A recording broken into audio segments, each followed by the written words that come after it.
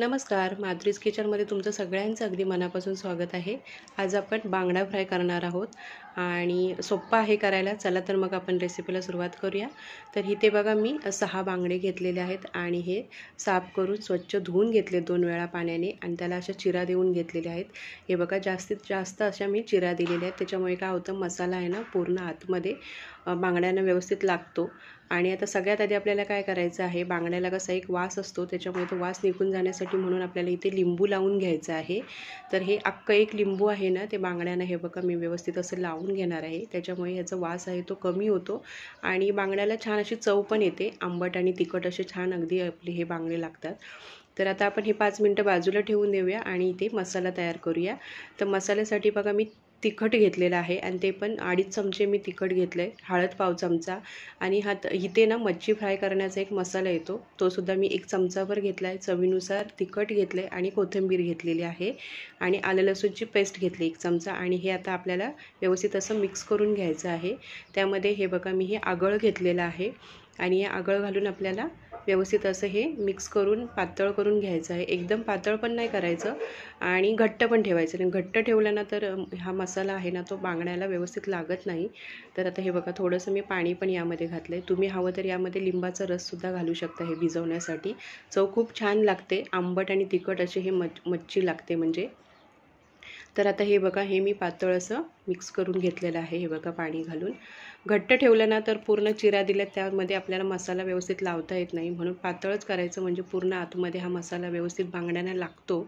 तर आता हे बघा मी एक एक करून असं पूर्ण हा मसाला ना बांगड्यांना लावून घेणार आहे। हे बघा पातळ केल्यामुळे काय होतं ना पूर्ण हे चिरांमध्ये आपल्याला हा मसाला भरता येतो। तर आता मी हे सगळे बांगडे आहेत ते मसाला लावून घेतलेले आहेत, इथे बघू शकता।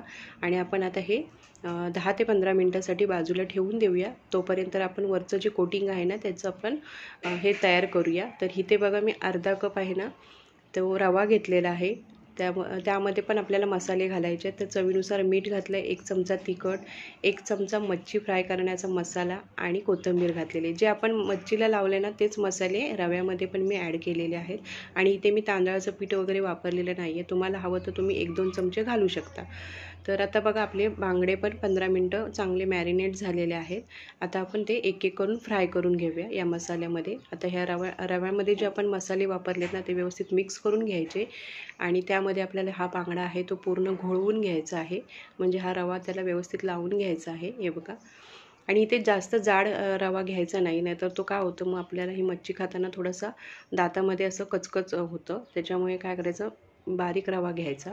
आणि आता हे बघा गॅसवरती मी तेल गरम करून घेतलेलं आहे, तेल पण मी जास्त घातलेलं नाही आहे, इथे बघू शकता तुम्ही।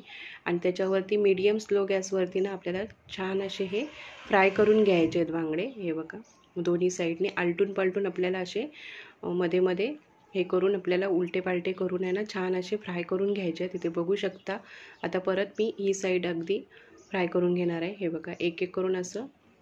आणि हे बांगडे ना खूप चवीला छान लागतात, चपातीसोबत भाकरीसोबत तुम्ही खाऊ शकता तुम्ही। तर आता बघा हे इथे तुम्हाला दिसत असेल छान अगदी कलर आलेला आहे त्याला आणि छान बांगडे हे फ्राय झालेत। आणि तिखट थोडंसं जास्त वापरायचं, म्हणजे कसं मच्छीला थोडंसं तिखट जास्त वापरलं ना तर चांगले लागतात। तर आता बघा आपले हे बांगडे आहेत ते फ्राय झालेत, आपण एका प्लेटमध्ये काढून घेऊया। आणि याच पद्धतीने मी अजून दुसरे जे बांगडे राहिलेले आहेत ते फ्राय करून घेणार आहे, हे बघा एक एक करून। तर आता हे बांगडे आपले फ्राय करून झालेले आहेत, इथे तुम्ही बघू शकता। तर आजची रेसिपी कशी वाटली ती नक्की कमेंट करून सांगा। व्हिडिओ आवडला असेल तर लाईक करा, शेअर करा। भेटूया नवीन एका व्हिडिओमध्ये, तोपर्यंत बाय बाय।